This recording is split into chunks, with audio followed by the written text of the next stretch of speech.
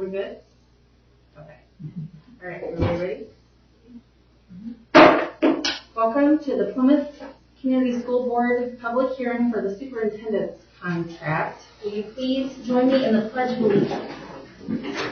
I pledge allegiance to the flag of the United States of America and to the republic for which it stands, one nation, under God, indivisible, with liberty and justice for all. Okay, so I will open the hearing. Is there any particular wording, Jeff, that I need to say? No, it should probably be board action, so you could ask for a motion to open the public hearing. Okay, all right. We have a motion to open the hearing. So moved. Okay, is there a second? Second. All right, all in favor say aye. Aye. All right, hearing is open. And the purpose of the hearing is to hear public testimony on the superintendent's contract that was published on August 17th and has been posted on the website, our website.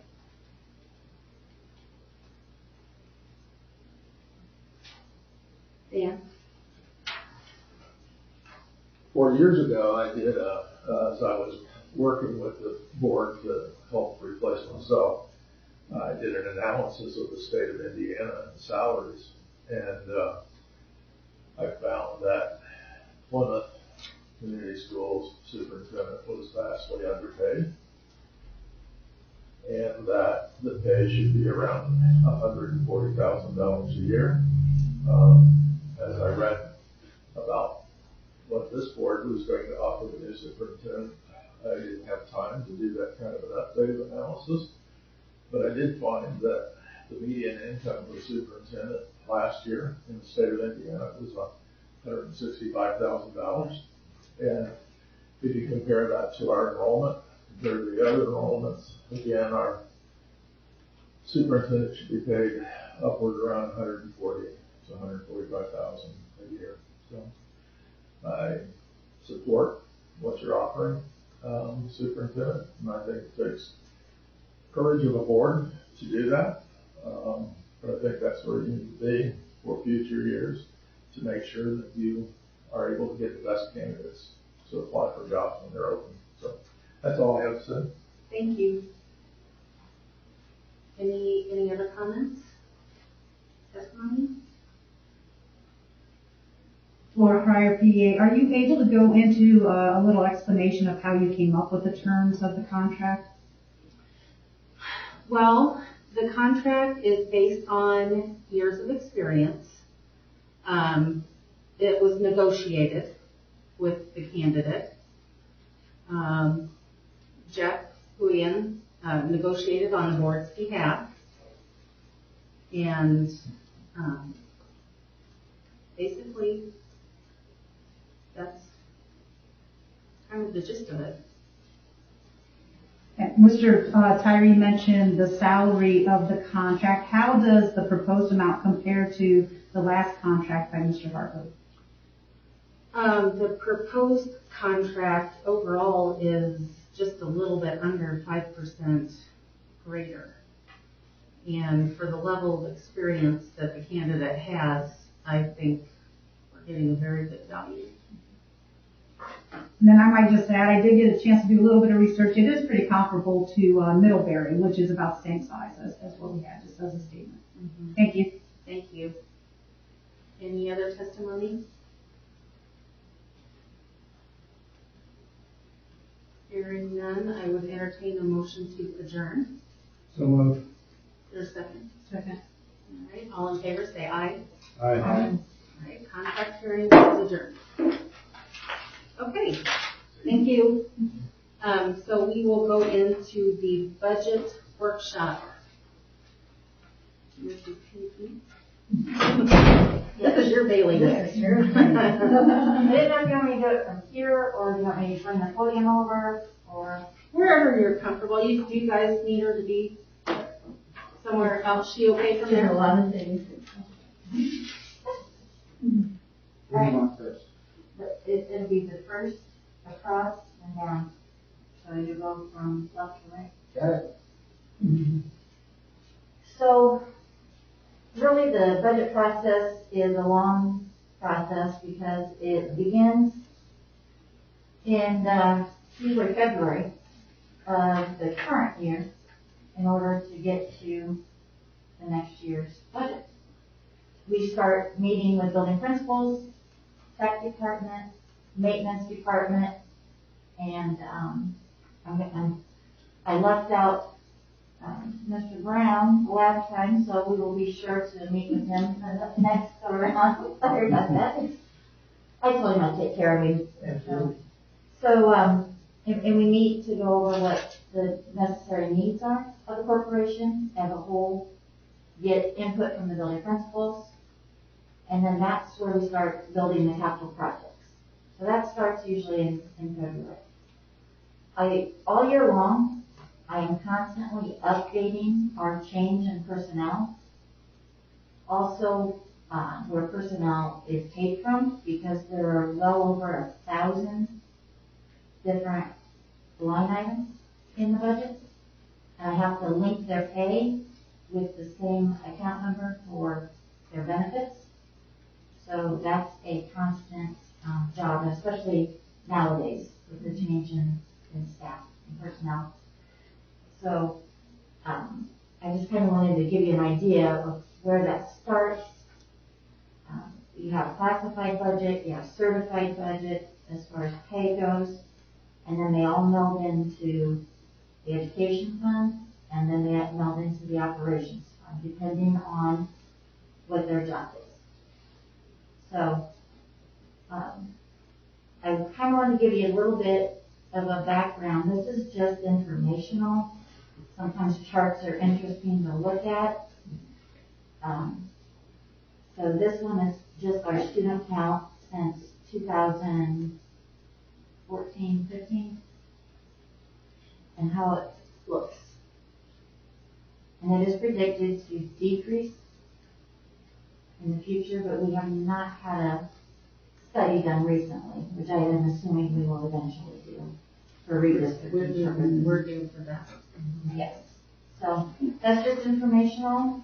The next chart, you can scroll up,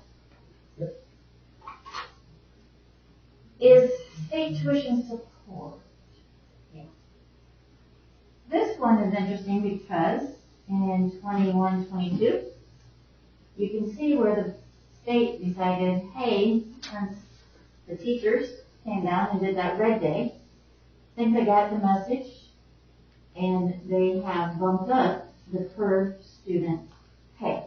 And it is broken down into basic grant and complexity. And complexity is based on the free reduced population. And that's how that comes in. And then scroll up. And state tuition support. This is it over the years. You can see it's been kind of a guessing game. Our revenues streaming in, which is linked to our student count. So, and that is that, and then scroll up. So the student count and that basic tuition, that supports our education fund. Net assessed values, basically people's taxes, property taxes. That is what supports our operations and our debt service funds. Okay. This is just an estimate for this year. As it decreases, this is just really for advertising purposes. We advertise low to make sure we get the revenue expected, and the Department of Local Government Finance reviews our budgets, and they will tell us they'll reduce our rates as necessary. But this ensures that we get the amount of money necessary. Does that make sense? So that we can ensure we're not short selling ourselves. So we reduce it a little bit to have the rate up. We advertise the rate high, but it always comes back down. when they process the budget. And I already play with it based on what I really think it's going to be. And we come right in close to where we should be. Scroll up. And this next colorful one is basically our advertised and final budget. And you can see there that we always advertise high and it always gets reduced down.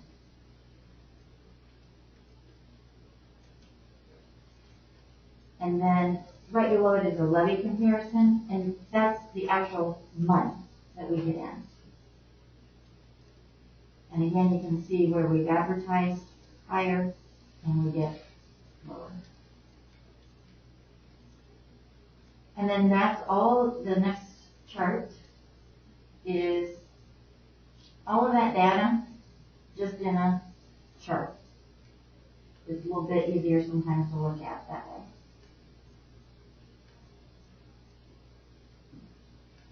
It's the rates, and then the next one is, again, the levies, which is the cash. That's how I look at it. And then there's another, I know there's all kinds of charts here, sorry, but so levy property tax comparison, 1782 budget order versus actual.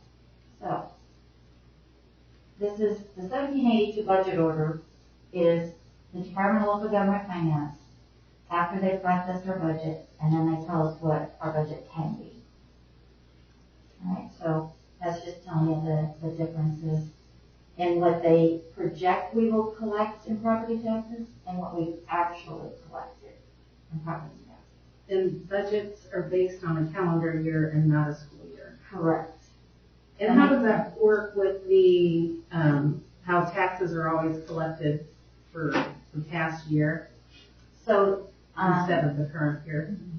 it's been pretty consistent in the last few years. There were years when I first worked here, we would have to borrow money from the bond bank in anticipation of these payments. And knock on wood, we've not had to do that because the state changed requirements for the counties and how they process things, and they've given them deadlines that they have to meet in order to get us our proper payments. And we get paid twice a year, June and December. And they've been very good about getting us, and last year they were fantastic. We didn't even have to send a letter requesting, because, COVID happened, and so people they didn't have to pay the property taxes right away. So we were short a little bit, and they did not, so then when it was due, I believe in August, they delayed the May payment to August, they got us our money as soon as possible. We worked well together. They've been very helpful in that aspect. So, and we were lucky again, we didn't have to borrow any funds. So. Then they have got one final chart. It's not colorful or pretty. It's just showing you by account number. They call it a program number. And that explains what each program is and how much over the years we have budgeted. And then the total will show you how much we requested and how much we were approved for. Okay? That's just a small portion of what goes into this. So the next one would be cash flows. So this is another thing that is a constant every month. When we get to the end of the month, I update these figures so that we have a clue as to where we're headed in expenditures and revenue and where we'll end up. I don't know if this can make that bigger. It is awful small. Well, I'm afraid just making it bigger is just going to space it out. Yeah. It is in your packet. Yeah, I have it. Oh, there it is. Okay. Good job. So that's a lot bigger. One off the page. Not bad. Okay. So I have the finishing the 21 year in the education fund. I have projected our expenditures in 2022 if we are approved for our education fund budget that has been requested. And then I have then projected even further out in the education fund for 2023. Now, all of these figures and what I put in for our expenditures is another portion of what the state is requiring schools to do. Part of that is our budget we have to spend 45% of that money, our revenues, on teacher salaries. Just salaries, just teachers. That does not include school sites, speech paths, life media center, none of that. It's just teachers. They are including when we pay teachers out of grants, because if it weren't for grants, we wouldn't have some of the teachers we have. So, I mean, we're talking well over $1 million in grants, and we mostly pay for staff out of those grants. So that's figured in here of some proposed pay raises that we'll probably bring back to you that we're negotiating, and hopefully it will help. And so 45% to be spent, plus by the year end of 2022, is this right, Laura? We have to have all teachers, the minimum amount they can be paid is $40,000 a year. Mm-hmm. So this is all figured in to all these expenses, and we're proposing, to try and get them bumped up as soon as possible. Right now, our lowest pay is $37,000 for 0 years experience. Mm-hmm. So a lot of information. So then we go to 2023, and then I go to the operations fund. So there's 22, 23. We're still, with these proposed expenditures, we're still doing pretty decent. Because your cash balance, you usually want to end up with at between 10 and 15% in each fund of your expenses. So we're still looking pretty strong in that aspect. And then the operations fund, I do the same thing. I have not leaned that one out to 2023 yet, but that was a little, I shouldn't say less important, because it's just as important, but the education fund is where we pay most staffing from, for the majority. And then I do the same thing with debt service. This is the easiest one to do, because we know what our debt payments are. And we can only collect the amount of money that our debt payments are. It also keeps going, that's right. That's it. I'm trying to catch up. I'm trying not to make this boring, but, it is what it is. No, numbers and spreadsheets. Yeah, you know me. So, and that's, debt is what debt is. So that's pretty much the easiest budgeting to do. So, all right. Speaking of which, debt worksheet.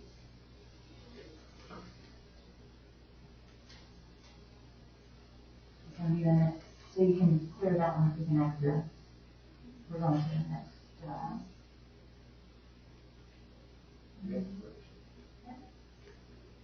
Right there. So, line 5 amount column is what's going to be due in December.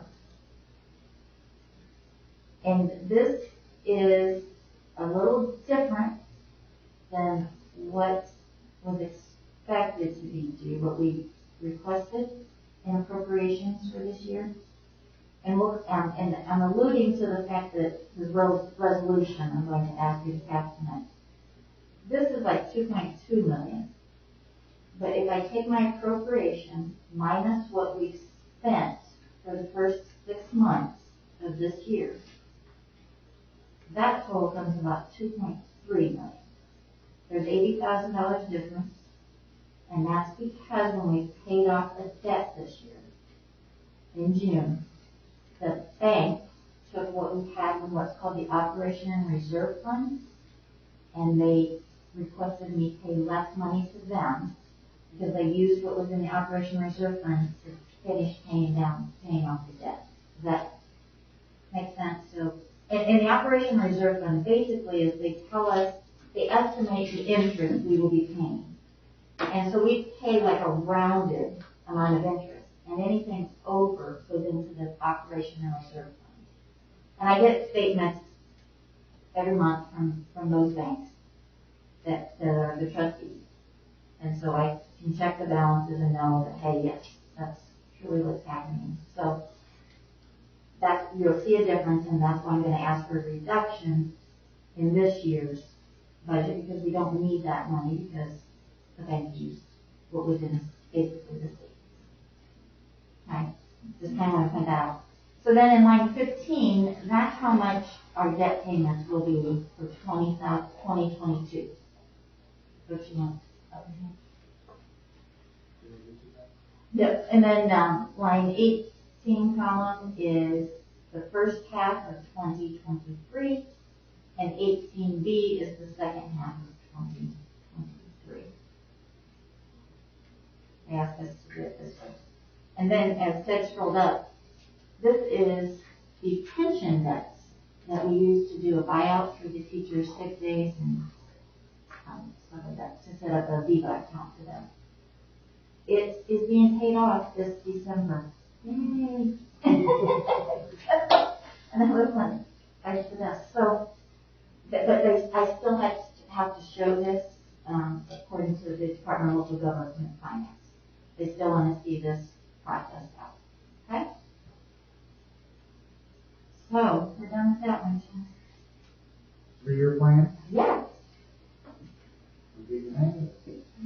So now, and again, this is very small, but this is a summary of all of our buildings, year of construction, and you see some have several dates. That's because we've added on or done some major remodels.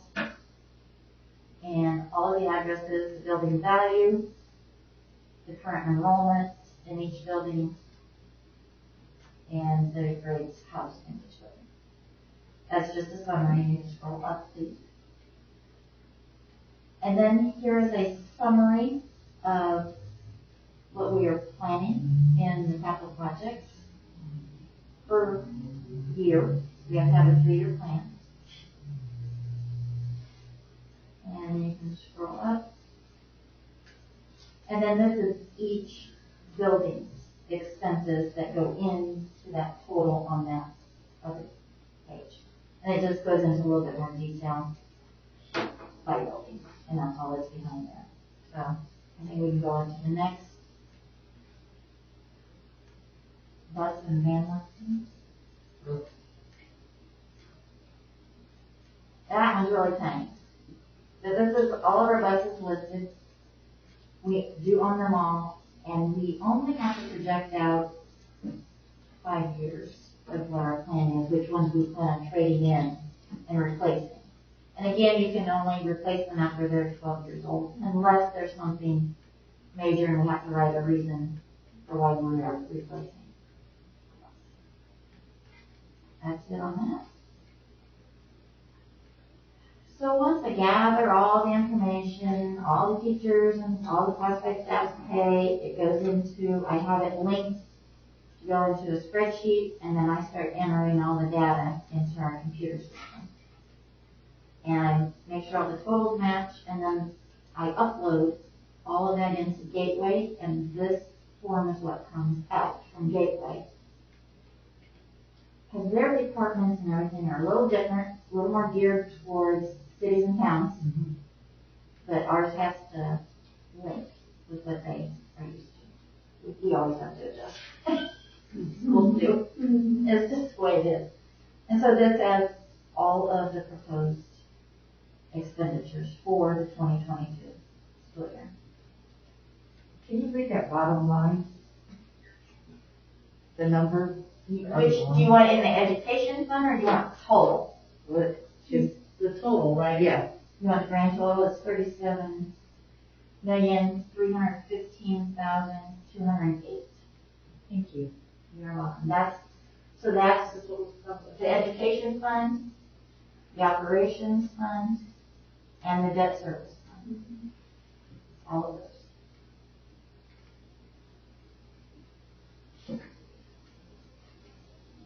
And that's well over, that's about approximately 500 and some employees was covered in that.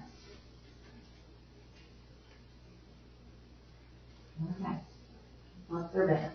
So now, we've got, budget form 2, revenue estimates. We have to show them how much revenue we expect from this July to the end of December. And then we have to go from January 22 to December 22. So that's why you have the 2 columns. These are estimated revenue. You need that bottom number. It'd be great. For 2022, it's $27,899,066. Now, Patty, I know you're saying, well, there's a big $10 million deficit there. So, part of the thing is, we cannot include in this estimate the property tax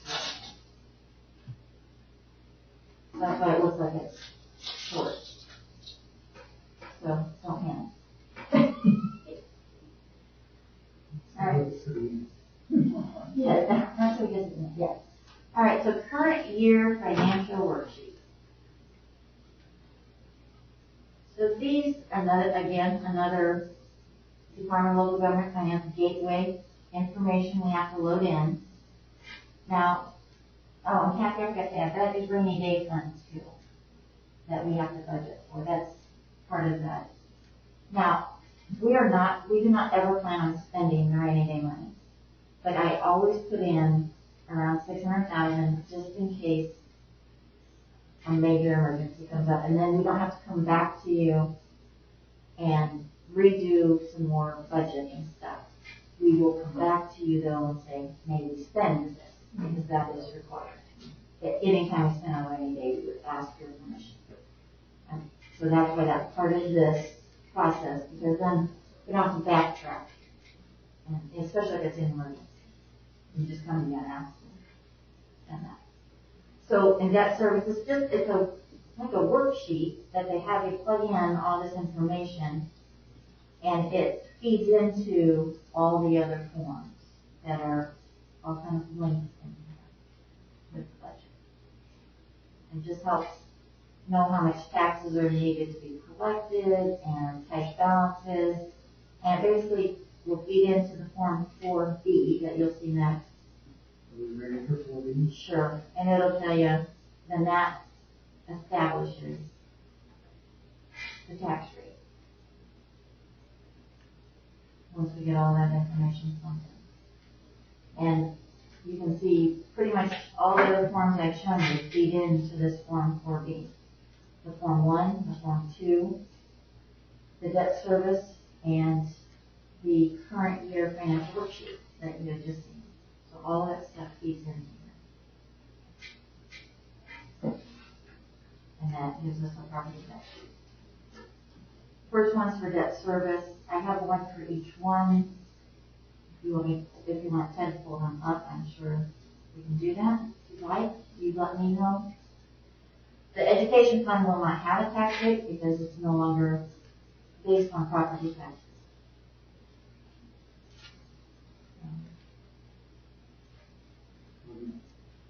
So then if you want to go to the ordinance or resolutions or appropriations, that's the very last one. This is how it will look. We will do this on the evening where we adopt the budget. This will be proposed to you, as long as you approve what we're presenting here and at the hearing. Which will be the same. I'm looking at these any major glitches that passed it. So, that's the budget. Any questions?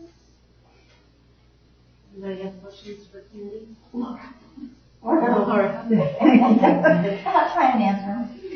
Could you please explain where the $600,000 that is put into the rainy day fund, what funds it originally comes from?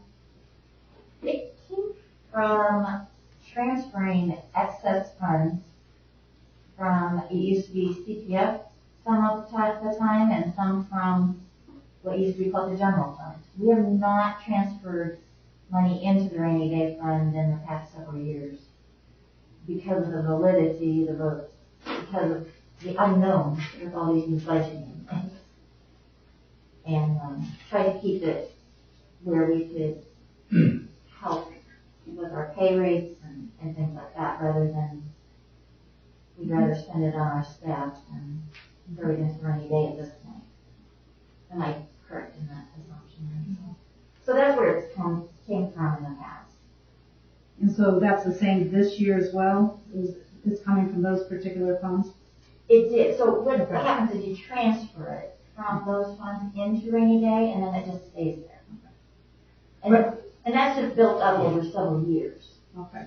But rainy day funds have a little bit more limitations and restrictions on how they can be spent because, and I believe it's board policy that decides this, is that any funds that are expended from this have to be, in essence, a one-time payment. Right. Where when they were in their previous funds, you might have had a little bit more flexibility. Is that fair to say or not? That is fair to say. So Okay. it cannot be used for salaries Mhm. because those are continuous payments out. We did use it to buy out teachers several times, and that took big chunks of money, like $200,000-300,000 at a time, to do buyouts to the Viva plan. But that was a major expenditure. So we did have more money in there, but And so Brian, we're just carrying it forward, but you have to budget it in the process or you couldn't spend it. Right, right. If I remember correctly, I think the board at one point in time had a targeted goal of about $3 million in the rainy day fund, and you can look at balance it. You're right, it hasn't been a while since you put some of it in there. I was just curious if sometimes the limitations that the rainy day fund puts on expenditures of money is worth that transfer. And of course, you know, I'm sure sometimes it's good, sometimes it's bad, is really what it comes down to. I mean, we have had enough funds where we probably could have, but I still wanted to make sure we were going to be able to fund the needs of the corporation and to try and keep staff. And it's been a rough couple of years. So I'm hoping that this next move that we do will be better for everybody. Because we're tired of new staff. Yeah. Sometimes they're hired and the next we turn around and they're like, oh, no, never mind. We're so confused right now who's here and who's not. We're at least 12 years So that's kind of it in a nutshell. Any other questions? Yeah. One more question. With the 3-year plan, which was the summary of the buildings and many times the projects that need to be done for those buildings, what impact did the ESSER funds have with your budgeting, and has it been a benefit to it, the overall budget process? Not yet. Okay, so it has not even been part of this process yet. The thing that, so far, we are mostly currently spending out of ESSER 1. Yeah. And the major thing it did was help us to get cleaning supplies, masks, all that stuff right away when we needed it. So, and for busing and for the building. That was one of the major things. And then professional development has been a big expense of it. We're just kind of finishing up a lot of the summer training is coming out of ESSER 1. So I prefer we spend all of ESSER 1 before we start digging in for the next 2. And then we really need to have a facility study done before we make any decisions on spending stuff out of capital projects. So we did not alter our capital projects counting on the ESSER because we think there's going to be different needs. And, you know, am I right on all of that? Right, the other piece is that because we haven't done a healthy air study with regards to an overall facility study. And so because that's one of the criterion points of using those ESSER funds, we really wanted to address what's the air quality within each of our buildings and what recommendations that experts may have for us to have healthy living buildings for our students. So the roof that went on Washington Discovery Academy and the roof that went onto the high school this summer, those were not necessarily out of those funds. So those were the pre-budgeted amount? No, those were from the bond. And Okay. they were originally planned from the Lincoln Junior High build and bond. So, yeah, it's capital project, yet it's the bond, the money we bought, is doing those major projects. Well, thanks. I know the state threw out some curveballs to you with coding and so a little bit of extra work, but I appreciate you answering my questions and then the work that you do. Yeah, that's the other thing. Yeah, they changed all the account numbers of how we pay people. Again. Not long ago. Yeah, it's been, I said, I've done the budget since 2006 when I changed jobs. And it has not been the same from one year to the next, the entire time I've been doing the budget. Well, this is from month to month in the last 4. Yes, you're right. All that. And so they tell us a change, the end of June. And we had to have the account number change done by July 1. Yeah. So. Well, Candy, I just would like to say thank you very much for all you do to keep us solvent. And you know where every penny is, and I appreciate that because I know I can always call you. And say, hey. Yeah. But that, I mean, your talents don't go unnoticed, and we appreciate you. Thank you. Thank you. I appreciate that. Okay, so the resolution, do you need us to act on it? Yes, so this is the resolution I alluded to earlier about the reduction. And Jeff, will you help me? He actually did it. He didn't help me. I just said, will you please? You had to tell me what to put in it. I had to feed him some of the information. It was a collaborative effort. Yes, You're really. Just the numbers, I do the words. It works. So you have the resolution in front of you, it was in the packet. I would entertain a motion to approve. Second.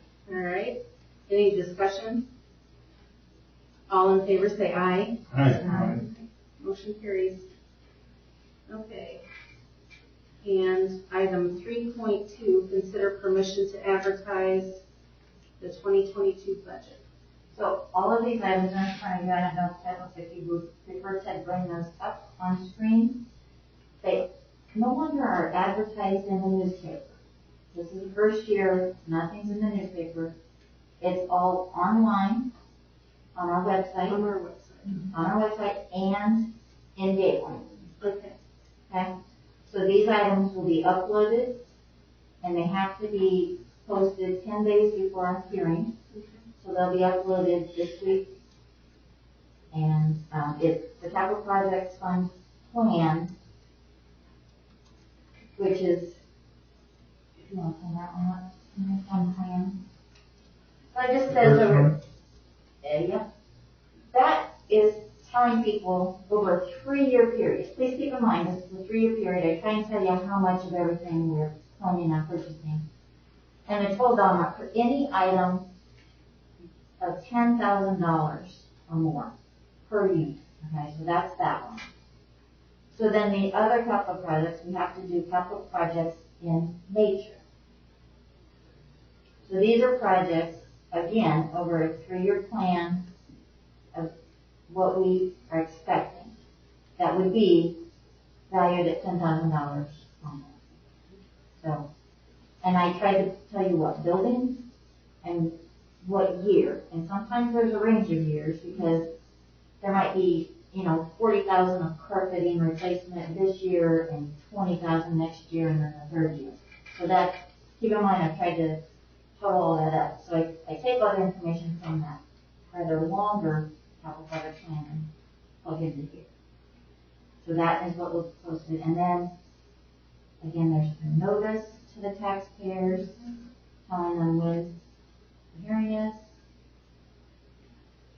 And then we have to do the condensed version of the bus replacement. I don't show them all of our buses, just the ones that would be in the next 5 years.